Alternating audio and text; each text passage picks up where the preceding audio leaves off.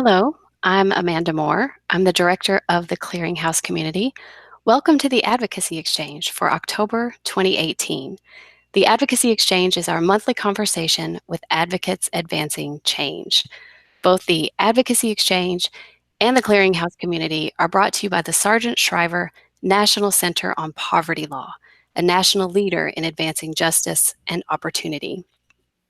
Today, I have two guests with me, and I'd like to introduce them to you in turn. First is Patricia Fron. Patricia is the Executive Director of the Chicago Area Fair Housing Alliance. Hello, Patricia. Hi. And second is my colleague at the Shriver Center, Kate Walz. Kate is the Director of Housing Justice and the Senior Director of Litigation at the Shriver Center. Hello, Kate. Hi. They are both joining me today from Chicago. They also are the authors of our current article on the Clearinghouse. It's called The Color of Power: How Local Control Over the Siting of Affordable Housing Shapes America. It can be found on the Clearinghouse Community, which is at povertylaw.org/clearinghouse. We're going to talk about this intersection of local power dynamics, affordable housing, and racial segregation today. And I want to let you know how you can be part of our conversation. Most of you are watching this on YouTube Live, and you'll notice that to the right of your screen, there is an option for live chat. Feel free to use that at any point to send us a comment or a question. You can go ahead and try it out now by letting us know your name and where you're watching. I see several of you have. We've got Dorinda in Minneapolis, Wissy in St. Louis, Gavin in Chicago. We've got Karen in New Hampshire, and Ellen in Michigan. So thank you all for saying hello. Anybody else who wants to try that can. If live chat is not your thing, that's okay. You can also email your questions or comments. You can email those to me at Amanda Moore, Moore, at povertylaw.org. So everyone who registered for today's Advocacy Exchange will get a follow-up email in the next couple of days, and it will have a link to a recording of today's conversation, along with a link to Kate and Patricia's article. It will also have a link to register for next month's Advocacy Exchange. So keep your eyes on your inbox for that. I'd like to go ahead and get started now with Kate and Patricia. Patricia, I want to start with you. Can you explain briefly what it is that you mean by local control over the siting of affordable housing? What kind of local government structure are we talking about here? Sure. So in Chicago, local control is carried out at the ward level. So we have 50 wards led by aldermen, which in turn means 50 decision makers determining what our communities look like. In comparison to other large cities, this is pretty unique. So for example, New York City has 3 times as many residents as Chicago and 51 city council members. LA has close to 4 million residents. We have close to 3, and they have only 15 city council members. So through the unwritten policy of aldermanic prerogative, aldermen have virtually complete unchecked control over decision making in their wards. In fact, aldermen themselves have described this power as creating essentially mini fiefdoms throughout the city. And because aldermen have an understandable desire to maintain their political longevity, they are greatly concerned with maintaining the status quo and therefore greatly influenced by the demands of their constituents. So on its face, this doesn't sound problematic. Aldermen should listen to their voters, right? But when we really dig in, we find that its hyper-local control serves to be a vehicle for the most powerful constituents, so those with money, those with power, those with election clout, to have a greater say in neighborhood-level decisions. And instead of balancing power dynamics, it actually creates imbalances in power and undercuts any ability for citywide planning. And ultimately, it leaves lower income individuals with diluted power in shaping housing decisions that determine where they can live in the city. Thank you for the overall explanation. Kate, can you tell us what this looks like in action? Give us some sort of specific example of how all this would play out. So the most typical example is as it relates to zoning. Aldermen have an absolute right to downzone so that they're able to take a lot and move it from what may be currently zoned as multifamily residential, or for allowing it, to commercial or single family home. So we see this power, particularly in predominantly white wards in Chicago, being used by the aldermen, and they're very upfront about it. I am doing this to preserve the character of our neighborhood, because the character of our neighborhood would not fit for larger multifamily residential. What we also see is the aldermen have zoning advisory councils, especially in predominantly white wards, and they are deferring all their zoning decisions and whether or not affordable housing can be built in their wards to constituent groups who make up the zoning advisory councils. And what those constituent groups do is advance their NIMBY interest to either block that affordable housing development or to fundamentally alter it. It may initially be a proposal for family affordable housing. If there's any affordable housing built at all at the back end, once the project is approved, generally it's fewer units of affordable housing, and almost always it will be converted to senior affordable housing rather than for families. And so, Patricia, the system you described, the example you're giving us, what does this do to the demographics of a city? What does the city look like when this kind of local structure is in place? Sure. So in the report, we show that this type of hyperlocal control ultimately allows aldermen, especially in predominantly white communities, to block affordable housing developments either preemptively, like Kate described, by making such developments near impossible through land use and zoning decisions, and having almost complete control over the approval of housing development. So the aggregate effect has really been the reduction of land area available for multifamily development through downzoning, and the resulting concentrations of family affordable housing outside of predominantly white and predominantly low poverty areas. So it actually shapes what our communities look like. And over the last 25 years, over half of Chicago's wards did not accept even a single multifamily affordable housing unit because of this system that we've created. This also results in increasing rent rates in certain pockets of the city, and it kind of has a reverberating impact throughout the city as a whole. And it ultimately results in the loss of lower income households and predominantly Black households. And since 1980 in Chicago, we have lost a full quarter of our Black population. So unless we begin to address this issue, we could look years down the road and have a city that looks drastically different than it does today.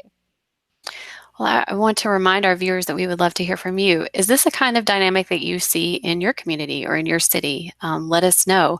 You can use the live chat function on YouTube, or you can email me, Amanda Moore, Moore, at povertylaw.org. Patricia, I want to stay with you. So it seems like this kind of hyperlocal control that you're describing is used primarily in white communities. Do communities of color not have the same ability to exert control over their wards?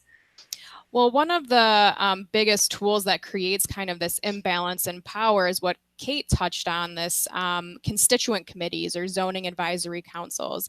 We looked at every ward in the city and found that these zoning advisory councils are really concentrated in predominantly white communities, and they have tremendous power, and power not only to determine the zoning structure of the ward, but also have the power to require developers to jump through a whole host of hoops to gain approval for developments within their wards. So these requirements amount to higher financial investments for the developers that will deter them from even proposing developments in certain wards entirely.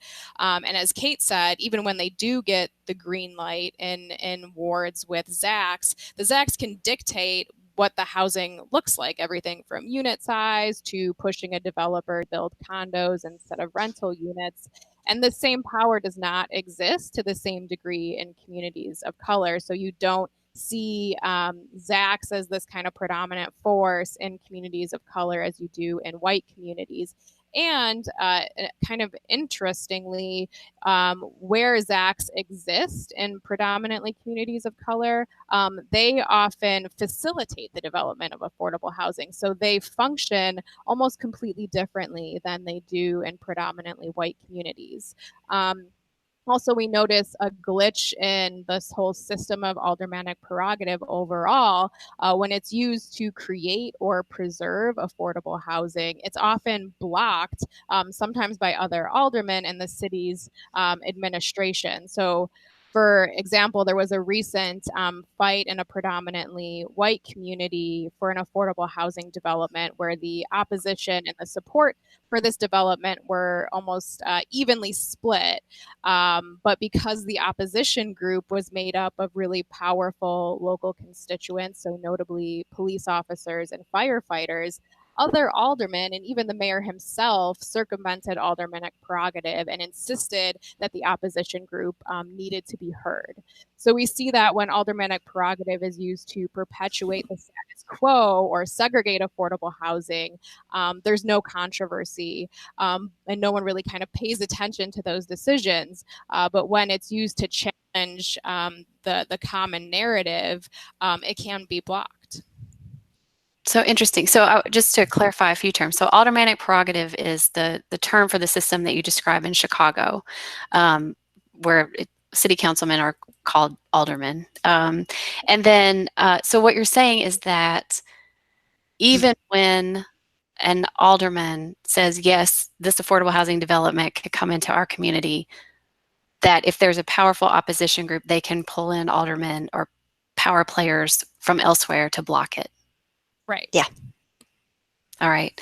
And a couple other terms I know that some acronyms that are common here, the ZACs that you talk about. So those are zoning advisory committees or councils, right? Councils. Councils. So those are the local groups. And then also NIMBY, which is a term that comes up, which is not in my backyard. So people are probably familiar with that, but it gets shortened to NIMBY, the desire to keep folks out of your backyard or certain projects. We've had a couple other people join and say hello. I want to say hello to Latoya. Latoya says she's at the University of Richmond and serves on the City Planning Committee. So we are very happy to have you tuning in. And also want to welcome Vicki in Wisconsin. Thanks for dialing in. So Kate, I want to turn to you now with kind of a more philosophical question, I guess.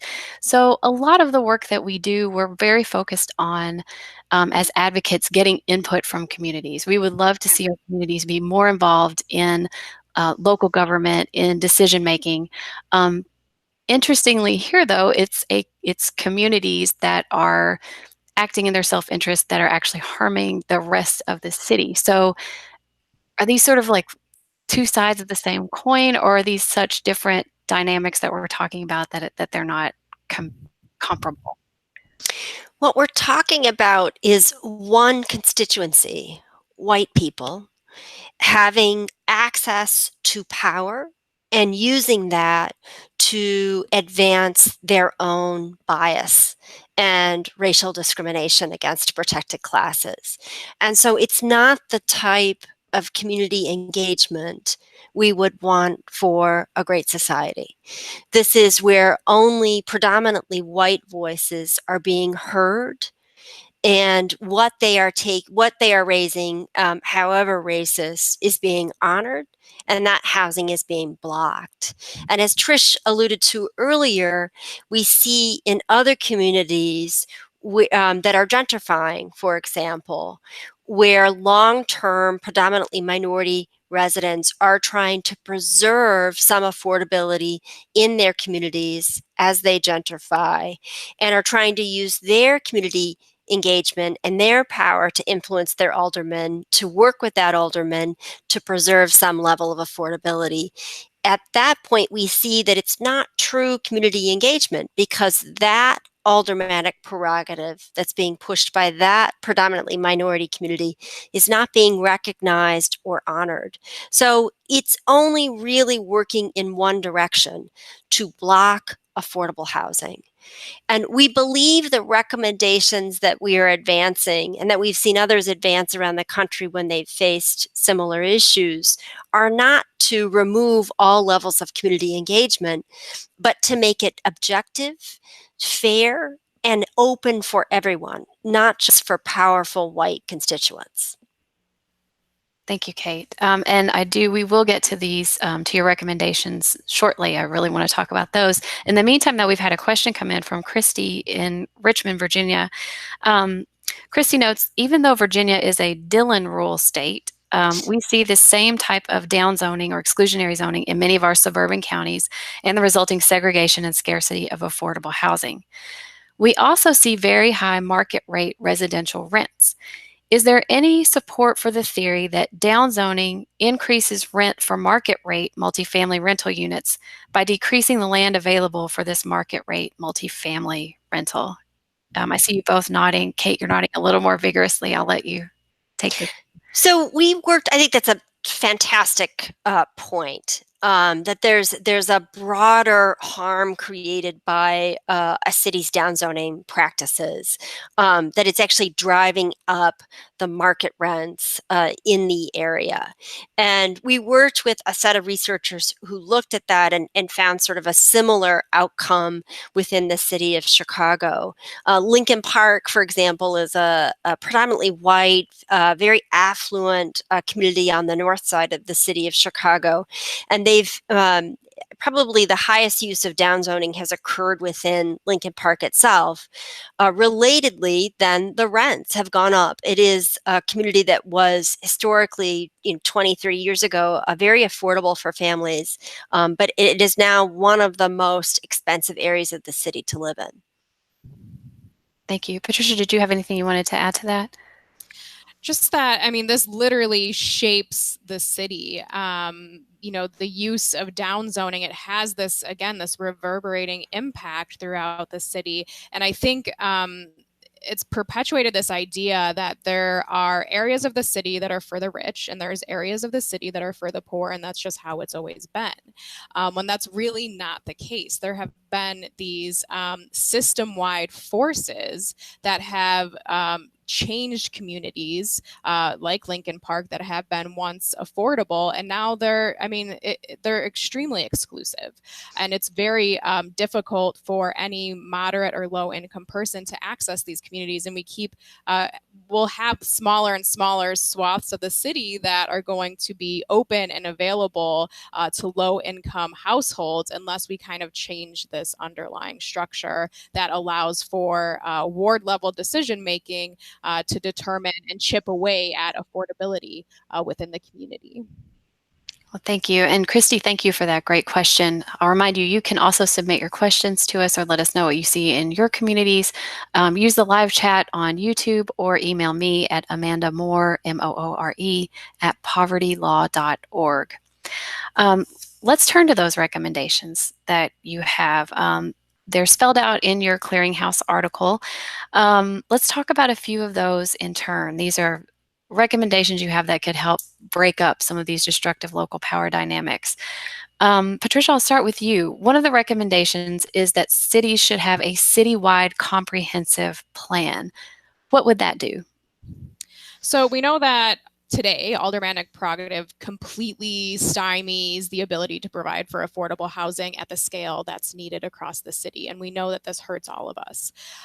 We look at, who benefits and who's burden, and it's clear that certain aldermen, in an effort to preserve their seats, are not taking on their fair share of affordable housing, and it's really harming low income and predominantly communities of color throughout the city. So if we want a city for all, a city that we can all call home regardless of income, then we need to really take a hard look at this issue, or we're just going to continue to lose opportunities to preserve and create affordable housing. And really a first step in doing that is to work towards one comprehensive strategy or one comprehensive plan for the city to provide for affordable housing throughout the city, instead of allowing these kind of ward by ward decisions that are often rooted, in an exclusionary desire to determine what communities look like, to determine where affordable housing is built. And an important part of a comprehensive plan is that this is really a long-term or a long-range plan that looks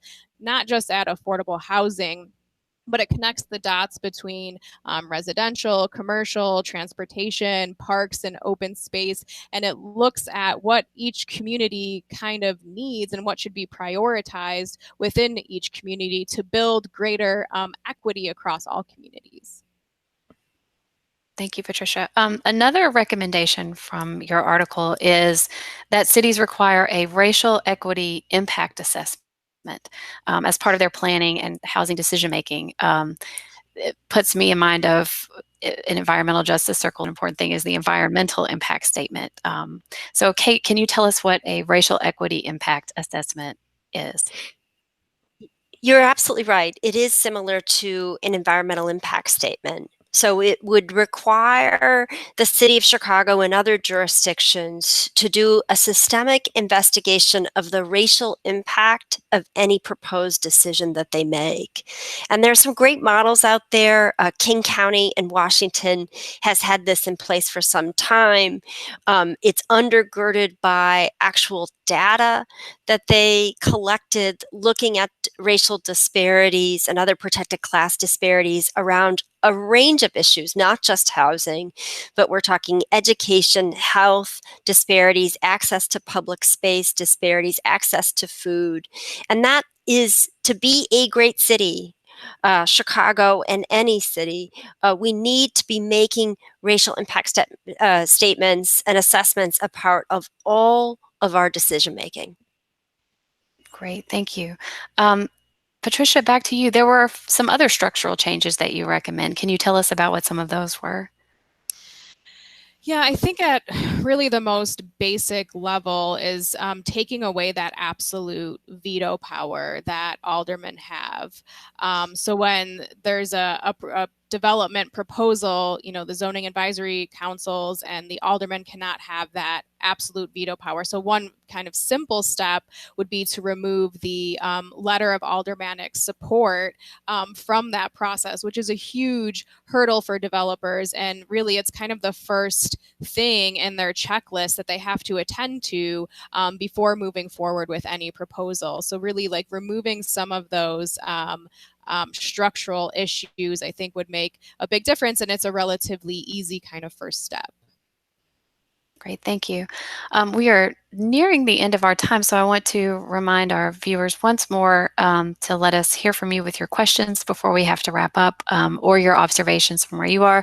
Also, Natalie has joined us from South Coast Fair Housing, Inc., which serves southeastern Massachusetts and Rhode Island. So thank you for joining, Natalie. Kate, I have another, you're getting all these big picture questions. I have another one for you. Why would cities ever adopt these changes? What are the leverage points that advocates could press if they're pushing for these sorts of big structural changes within how cities operate? Yeah. I mean, first, I'll put on my litigation hat. There is real liability for local governments who have the type of policies and practices that the city of Chicago has. There was a FHEO, Fair Housing and Equal Opportunity administrative complaint filed against Baltimore County, where they had a letter of council support requirement. So in order to build and get financing for affordable housing within the district of a local council member, you had to first have their letter of support. That was challenged, and that provision was removed. There are other examples of that. We know from fair housing case law that even if you are, as the local council member, neutral, not advancing your own personal racial bias as part of decision making, but you are taking up the racial bias and discrimination of your constituents and you are carrying forward their interests, that can constitute discrimination under the Federal Fair Housing Act. So local governments need to be aware of their exposure as it relates to those laws. But on a broader level, I think it really goes back to what Trish is talking about, that this is depriving local governments of being great and inclusive communities, that Chicago and other local jurisdictions will look fundamentally different in a decade, or even less for Chicago, quite frankly, given the dramatic loss of our Black community.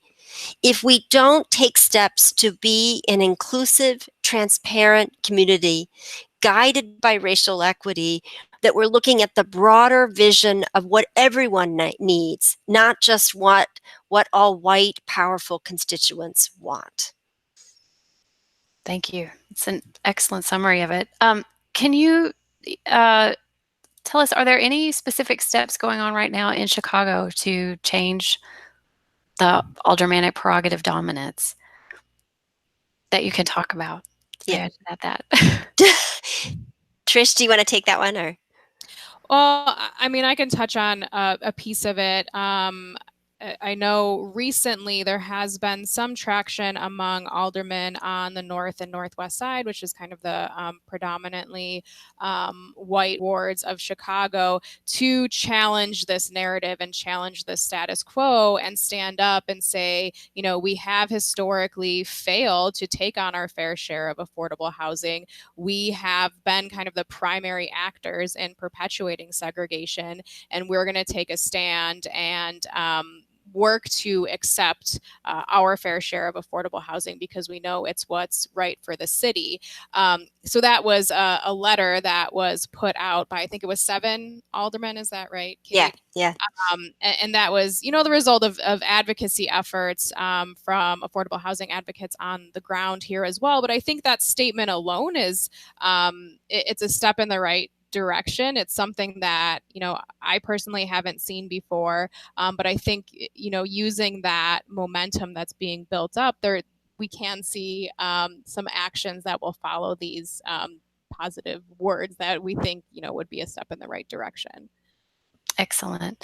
Well, I want to thank both of you for joining me today and thank all of our viewers. I will remind you that you can read more about this in Kate and Patricia's article. It's called The Color of Power: How Local Control Over the Siting of Affordable Housing Shapes America. And you can find that at povertylaw.org/clearinghouse. There will also be a link to it in the follow-up email that you will receive. If you liked today's program and find this topic interesting, join our mailing list at connect.povertylaw.org/clearinghouse so you'll be kept up to date on publications and other programs like today. I'll remind you that the Advocacy Exchange is also available as a podcast. You can find it on iTunes, Google Play, or SoundCloud. And I'd like to invite you to join us for next month's Advocacy Exchange. We'll talk about the new clean slate law in Pennsylvania and how the left and the right and NFL players came together to pass this innovative criminal records law. My guests will be Sharon Dietrich. She's the litigation director at Community Legal Services of Philadelphia, and Rebecca Vallis, the vice president of the Poverty to Prosperity program at the Center for American Progress. That will take place on Thursday, November 29th, same time as today, 1 o'clock Eastern and 10 o'clock Pacific. And the link to register for that will also be in that follow-up email that you will receive in the next few days. Until then, I hope that you remember that you're not alone out there. Thank you. Thank you.